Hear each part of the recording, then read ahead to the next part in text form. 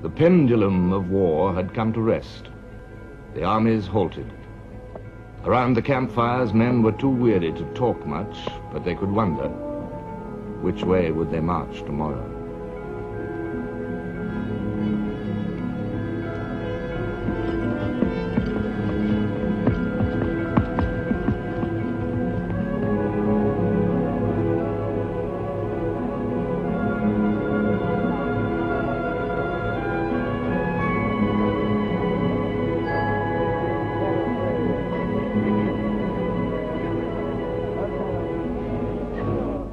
For 15 days, the Allies had been in constant retreat. For 15 days, the great weight of the German armies had pressed steadily down towards Paris and the heart of France.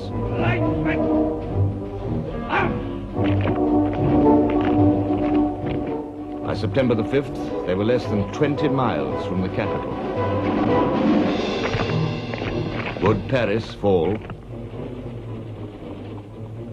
Hope waned, and time was running out. Yet one man preserved his hope and made his will prevail. At the headquarters of the Allied armies, General Joffre perceived that a significant change had taken place. The situation was impressive. Our front formed the arc of a vast circle enveloping the enemy.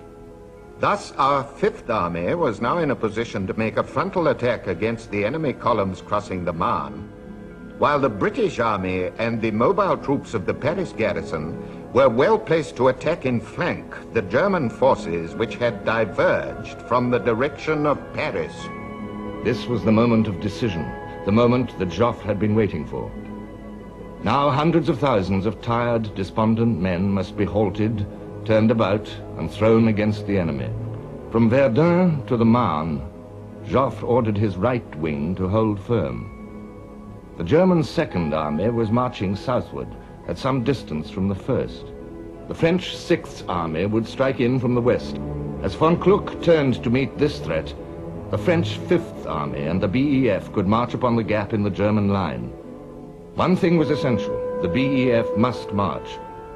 Once again, Joffre visited Sir John French to explain his plan and plead for British aid. And finally, clasping his two hands in front himself, he turned to Sir John French and said, "Monsieur le Maréchal, c'est la France qui vous supplie. Field Marshal, it is France which is begging you."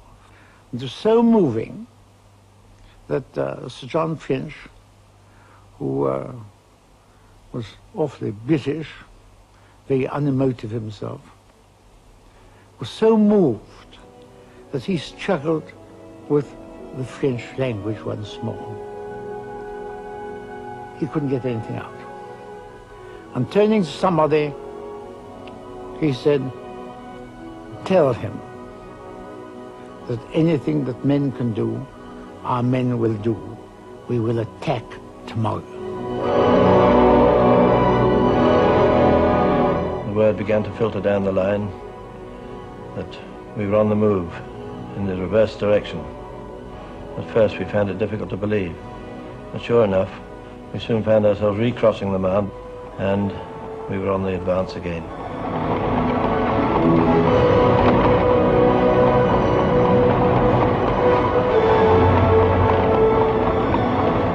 Well, the revulsion of feeling is impossible to describe. From being tired, worn out, demoralized creatures, we became what we were intended to be, trained soldiers with the enemy in view, and off we went. The happiest day of my life. We marched towards the rising sun, wrote a British officer. It was September the 6th, 1914.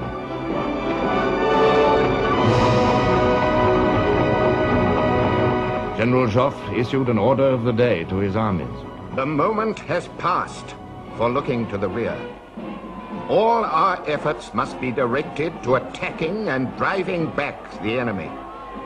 Troops who can advance no further must at any price hold on to the ground they have conquered and die on the spot rather than give way. Under the circumstances which face us, no act of weakness can be tolerated. Slowly, the pendulum started its counterswing. The Germans resisted strongly. North of Paris, General Monory's army was heavily counterattacked and in danger of defeat.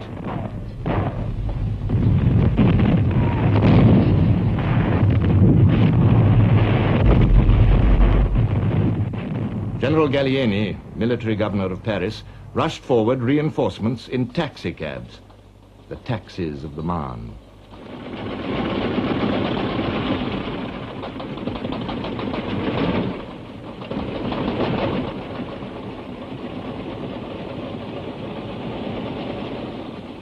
The men they carried just sufficed to prevent a collapse. But the center was the vital area. Here, the French Fifth Army and the BEF thrust forward into the widening gap between the armies of von Kluck and von Bülow.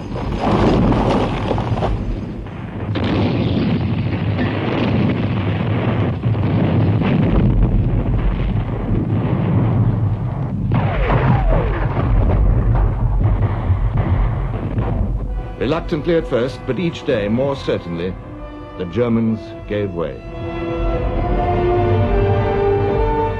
On September the 11th, Joffre telegraphed to the Minister of War, "The Battle of the Marne is an incontestable victory for us."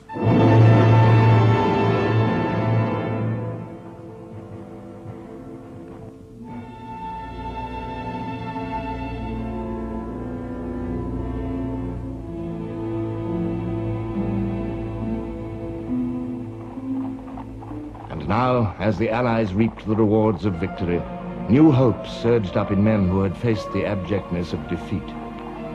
Could the Germans be hustled back to the frontier, out of the rich provinces of France which they had overrun? Could the Allies stage a swift and shattering pursuit, back to the Rhine in 3 weeks, perhaps? Optimism spread its wings. General Sir Henry Wilson compared notes with an officer of Joffre's staff. Berthelot asked me when I thought we should cross into Germany, and I replied that unless we made some serious blunder, we ought to be at Elsenborn in 4 weeks. He thought 3 weeks. Vitesse, vitesse, urged General Foch. En avant, soldats, pour la France, cried General Franchet d'Espèrey. But General Haig, commanding the British First Corps, remarked, "I thought our movements very slow today, in view of the fact that the enemy is on the run." The movements were too slow. Broken bridges, tiredness, overcaution, brave fighting by German rearguards, all combined to slow the Allied advance. On September the 13th, Haig's corps reached the River Aisne and pushed up along the wooded spurs of the Chemin des Dames ridge, the Ladies' Road, running along the heights beside the river from Soissons. They were just 2 hours too late.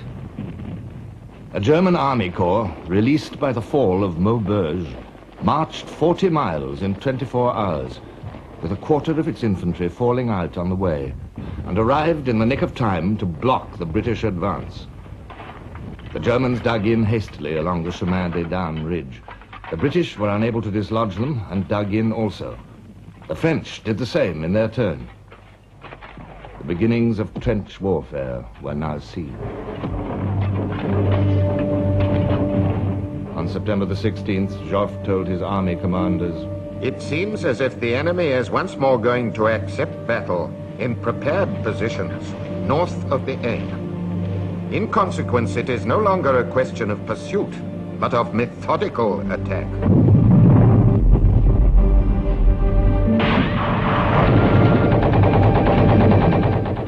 Every attack was halted. The Germans counterattacked to throw the Allies into the Aisne.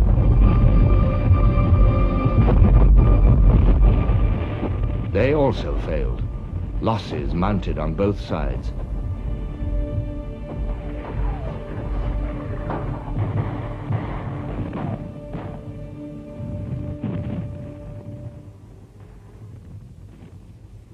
At the end of the month, General Haig said, "In front of this corps and for many miles on either side, affairs have reached a deadlock, and no decision seems possible in this area. Joffre had already reached this conclusion. So had the German High Command.